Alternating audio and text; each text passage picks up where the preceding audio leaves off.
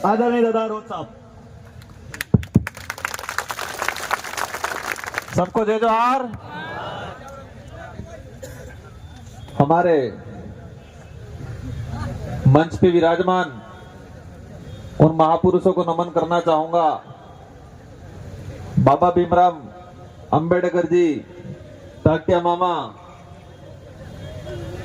बिरसा मुंडा, इन महापुरुषों को नमन, जिन महापुरुषों की वजह से आज ये लोकतांत्रिक व्यवस्था के तहत ये जो चुनाव हो रहा है और आज हम विधायक बने हैं और सांसद चुनाव लड़के आए हैं, ये अवसर देने वाले ये महापुरुष हैं। ये महापुरुष नहीं होते, हो सकता है ये देश आजाद नहीं होता, और देश आजाद नहीं होता तो संविधान लागू नहीं होता, लोकतांत्रिक व्यवस्था नहीं होती, और लोकतांत्रिक व्यवस्था नहीं होती तो हर 5 साल में चुनाव नहीं होते। तो पुनः इन महापुरुषों को नमन। साथ ही हमारे मंच पे विराजमान यहाँ के स्थानीय विधायक महोदय, यहाँ के आपके सांसद प्रत्याशी, हमारे राजस्थान से आई हुई हमारी टीम, बांसवाड़ा, प्रतापगढ़, डूंगरपुर के सारे साथीगण, हमारी महिला विंग, हमारे माइनॉरिटी के भाई, एससी समुदाय के भाई, हमारे सरपंच साहब भाई केशु जी एवं समस्त पदाधिकारी गण, हमारे बिल प्रदेश विद्यार्थी मोर्चा के प्रदेश संयोजक, सभी मंच पे विराजमान तो इस क्षेत्र का नेतृत्व करता है। आप सब इन सब पे आशा लगा के बैठे हो कि इस क्षेत्र का, इस समाज का आने वाले भविष्य का कुछ अच्छा करेंगे। इन सारे नेतृत्वकर्ताओं को मेरी ओर से ये लोकसभा चुनाव का जो अग्रिम बधाई देना चाहूंगा। इस पांडाल में विराजमान माताएं, बहनें, बड़े बुजुर्ग, युवा साथी, शायद भारत देश के अंदर ये इलाका ऐसा होगा, यहाँ ये सभा ऐसी होगी, ये पार्टी ऐसी होगी कि तपती धूप में, कड़ी धूप में, कहीं फ्रीज कूलर नहीं लगा है, तपती धूप में लोग बैठे हैं, जनता आराम से सुन रही है। ये शायद कहीं बड़ी सभाओं में, कोई बड़ी पार्टियों में ऐसा नहीं होता होगा। ये हमारे लिए, आपके लिए उपलब्धि है। बड़ी पार्टियों में देखते हैं बड़ा टेंट लगता है, बड़ा एसी कूलर लगते हैं, और इसके बावजूद भी जगह खाली रह जाती है, लोग नहीं बैठते।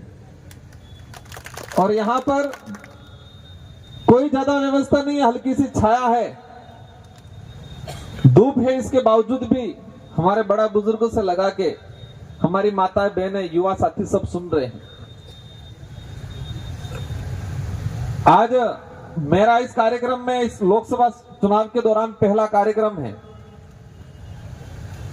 लेकिन यह जरूर कहूंगा, मध्य प्रदेश वालों ने आज आमंत्रित किया है, मैं आया हूं, यहां पहला कदम रखा है।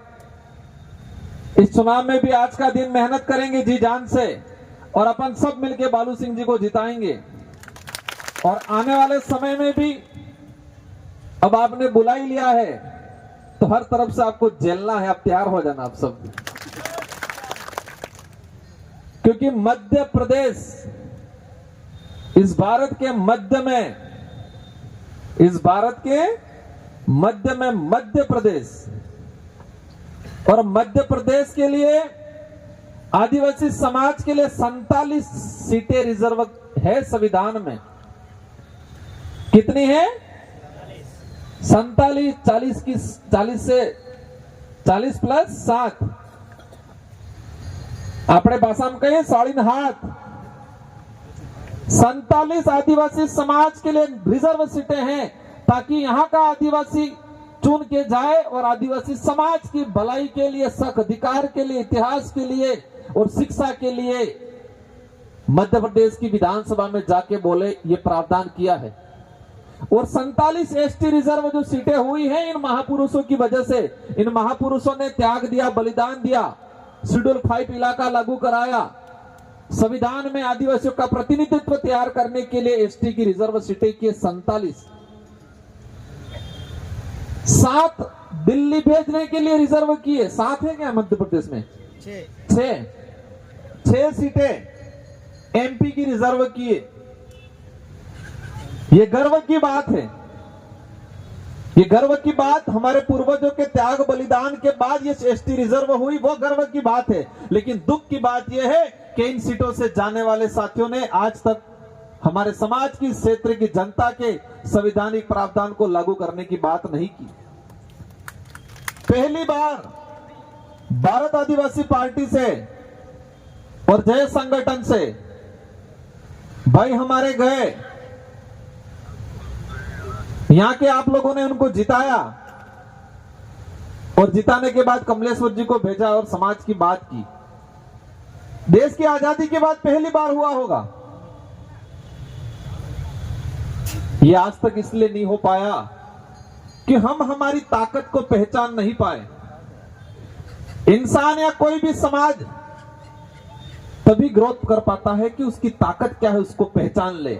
और हम, हमारे पूर्वज कांग्रेस बीजेपी ने आज तक बारी बारी से लूटा था। कांग्रेस और बीजेपी के नेताओं ने बारी बारी से लूटा था और हमारी जो ताकत है उस ताकत को नहीं बताया। और हमारी ताकत है वो वोट है। क्या है? वोट। ये मत जो है जीरो से हीरो बनाता है और हीरो से वापस जीरो भी बना देता है। ये वोट जनता के पास में, इस देश को चलाने की चाबी आप लोगों के पास में है। ये हर 5 साल में लगाने का अवसर मिलता है, जिसे लोकतंत्र की कुंजी कहते हैं, जिसे वोट एक आम से खास बनाता है। आज मैं भी गरीब परिवार से था। मेरे को 2018 में मेरे विधानसभा क्षेत्र की जनता ने विधायक बनाया और दूसरी बार 70,000 वोटों की लीड से जिता के फिर भेजा मेरे को। और आज बांसवाड़ा डूंगरपुर के कार्यकर्ताओं की जनता ने मुझे सांसद चुनाव लड़ाया और मैं 100% यकीन के साथ कह सकता हूं, क्योंकि मेरे कार्यकर्ताओं ने दिल से मेहनत की और हम दिल्ली जाएंगे, अवश्य जाएंगे। तो मैं कोई ताकतवर नहीं हूं, मैं कोई ताकतवर नहीं हूं, मैं कोई बड़ा इंसान नहीं हूं। जनता ताकतवर है और एक बार बनने के बाद जनता की भावना के अनुरूप मैंने काम किया, इसलिए मुझे दोबारा बनाया जनता ने। और नहीं करता तो मेरे को घर पे बिठा देती, बिठाती कि नहीं बिठाती? तो ताकत किसके पास है? आप लोगों के पास है। कांतिलाल जी के पास नहीं है ताकत। उधर वो खड़े हुए, क्या नाम है भाजपा से, अनीता मैडम के पास नहीं है ताकत। वो आपसे मत की भीख मांगेंगे, लेकिन वो झूठ बोल के मांग रहे हैं। और ये परिवार जो चल रहा है कांग्रेस और बीजेपी में, यार रतलाम सीट पे उस परिवारवाद को खत्म करना है, क्योंकि ये लोकतंत्र है, राजतंत्र नहीं है। राजतंत्र में आजादी से पहले राजा का बेटा ही राजा बनता था, रानी के पेट से राजा पैदा होता था। वो राजतंत्र था और ये लोकतंत्र है। और लोकतंत्र में जनता तय करती है कि हमारा क्षेत्र का राजा, हमारे क्षेत्र का नेता कौन होता है। तो इस बार कांग्रेस और बीजेपी के नेताओं को एहसास करा देना है कि लोकतंत्र है, राजतंत्र नहीं है। तुम्हारे घर में ही बार बार बारी बारी से टिकट देते रहो। पत्नी को एमपी की दे दी, पति एमएलए मंत्री, पिता सरपंच सुनने में आया है, इधर फिर बेटा एमएलए, खुद एमपी। यही चल रहा है क्या? भला किया हो तो समझ में आए। आज तक शेड्यूल 5 के हमारे बच्चों में, गांवों में शिक्षा नहीं मिल रही है, गरीबी है। हमारा जो आदमी अनाज पका रहा है उसको उचित मूल्य पे इन शहरों में